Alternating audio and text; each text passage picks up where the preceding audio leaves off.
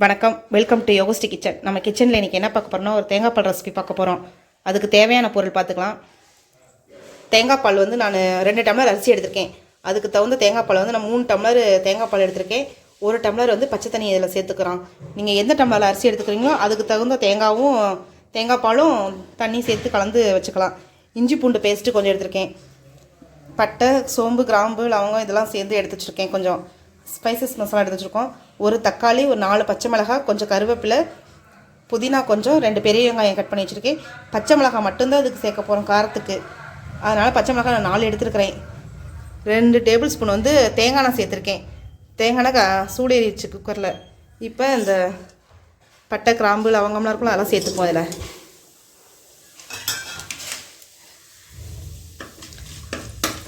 இதுக்கு சோயா தான் வந்து வறுத்துக்க போகிறோம். கிரேவிக்கு சோயா கிரேவி செஞ்சுக்கலாம். இதுக்கு தொட்டுக்க நல்லா டேஸ்ட்டாக இருக்கும் சோயா கிரேவி. நீங்கள் சிக்கன் கிரேவி கூட செஞ்சுக்கலாம். நாங்கள் புரட்டாசி மாதம் சிக்கன் கிரேவியில் சிக்கன் எடுக்க மாட்டோம். அதனால் சோயா தான் கிரேவி செஞ்சுக்க போகிறோம். ஸ்கூல் டிஃபன் பாக்ஸ் கொடுக்க நல்லா சௌரியமாக இருக்கும் அந்த சாதம். இப்போ வந்து ஒரு பெரிய வெங்காயத்தை வெங்காயம் போட்டு நல்லா ஒரு மாதிரி கண்ணாடி மாதிரி வதக்கிங்க. இதுக்கு வந்து நல்லா ரோஸ்டாலாம் வதக்க வேண்டாம். வெங்காயம் தேங்காய் பால் சாதத்துக்கு சும்மா ஒரு மாதிரி கண்ணாடி பதம் இருக்கும்ல, அந்த ஸ்டேஜுக்கு வதக்கினா போதும்.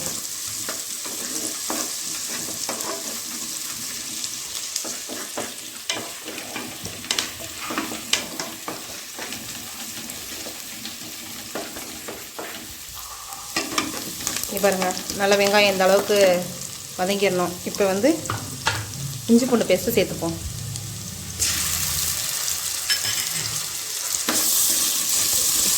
இஞ்சி பூண்டு பேஸ்ட் மட்டும் கொஞ்சம் பச்சை வாசனை போகிற அளவுக்கு நல்லா வதக்கிக்கலாம்.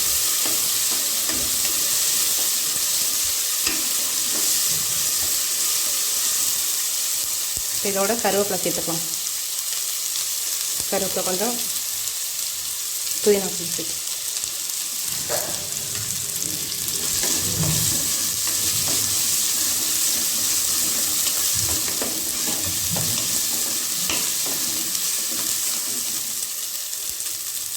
இப்போ தக்காளி, பச்சை மிளகாய் சேர்த்துப்போம். தக்காளி வந்து நல்லா வதங்கணும்னு அவசியம் இல்லை, சும்மா லைட்டாக வதங்கினா போதும். இப்போ தக்காளி வந்து வதங்கலாம் வேணாம், சும்மா கலருக்கோசரம் தான் தக்காளி போட்டிருக்கோம்.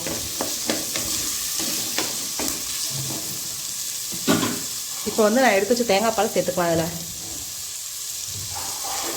நான் கரெக்டாக அளந்து தான் வச்சுருக்கேன், எத்தனை டம்ளர் வருதுன்ட்டு.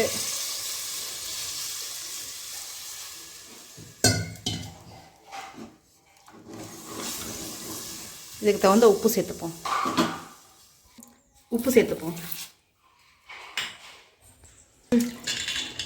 நான் இதோட அரிசி சேர்த்துக்கிறேன். சேர்த்துட்டு நல்லா மிக்ஸ் பண்ணிப்போம்.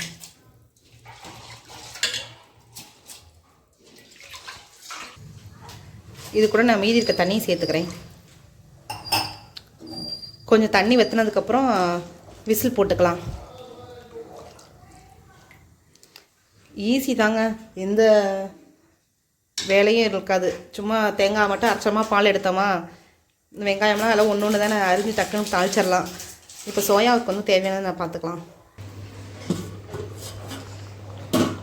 இங்கே பாருங்கள், தண்ணி இந்த அளவுக்கு நல்லா வத்திருச்சு. இப்போ வந்து கொத்தமல்லி தழை சேர்த்துப்போம். கொத்தமல்லி தழை சேர்த்துட்டு கொஞ்சம் நேரம் மூடி வச்சுருப்போம்.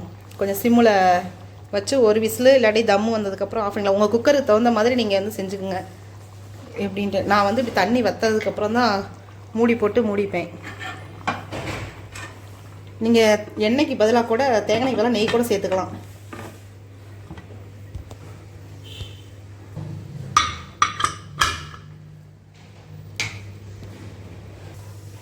நான் சோயாவுக்கு வந்து 2 ஸ்பூன் எண்ணெய் சேர்த்து கடுகு போட்டிருக்கேன். கடுகு பொரியட்டும். சோயா நல்லா கழுவி எடுத்து புழிஞ்சு வச்சுருக்கேன். ஒரே ஒரு தக்காளி, ஒரு பெரிய சைஸ் வெங்காயம், மிளகாப்பொடி கொஞ்சம், கறிப்பொடி கொஞ்சம், மஞ்சப்பொடி கொஞ்சம், கொஞ்சம் தேங்காய் எடுத்து வச்சுருக்கிறேன். கடுகு நல்லா பொரிஞ்சிருச்சு. இதோட பெருங்காயம் சேர்த்துப்போம். சேர்த்துட்டு வெங்காயத்தையும் சேர்த்துக்கலாம்.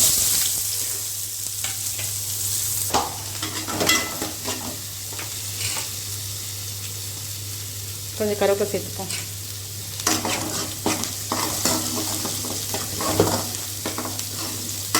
சும்மா வெங்காயம் வதங்கிடுச்சு நல்லா. இப்போ இதோட தக்காளி சேர்த்துப்போம்.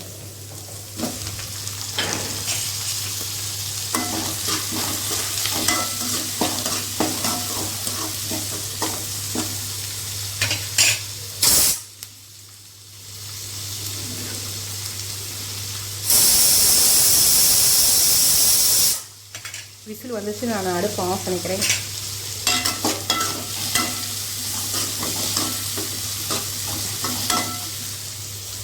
குக்கர் விசில் வந்துச்சு.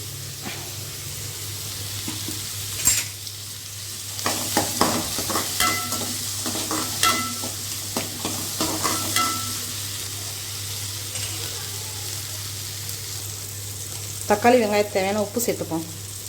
சோயாவுக்கும் சேர்த்துக்கலாம். இப்போ சோயாவும் இதில் சேர்த்துப்போம். தக்காளி வெங்காயம் நல்லா வதங்கிடுச்சு.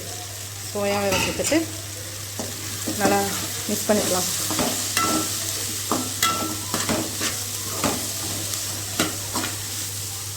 மிக்ஸ் பண்ணிட்டு இப்போ இந்த மஞ்சப்பொடி, கறிப்பொடி, மிளகாப்பொடி எடுத்து வச்சுருக்கேன். இதெல்லாம் இதில் சேர்த்துப்போம். சேர்த்துட்டு கொஞ்சமாக தண்ணி தெளித்து வேக வச்சுக்குவோம். அப்போ தான் இந்த மசாலாலாம் வந்து சோயாவில் போய் இறங்கும்.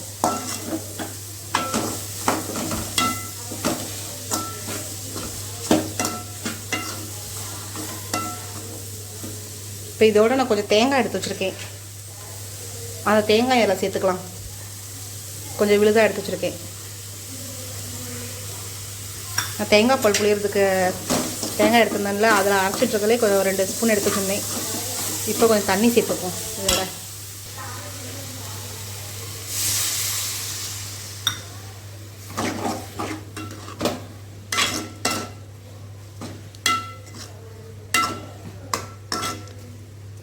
கொஞ்ச நேரம் மூடி வச்சுருப்போம், வேகட்டும்.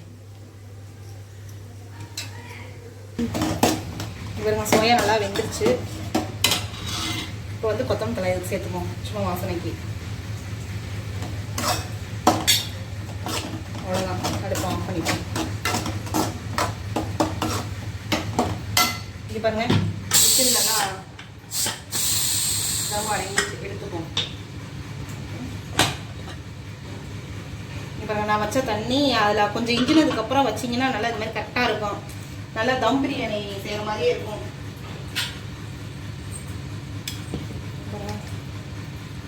நல்லா போலன்னு வந்திருக்கும்.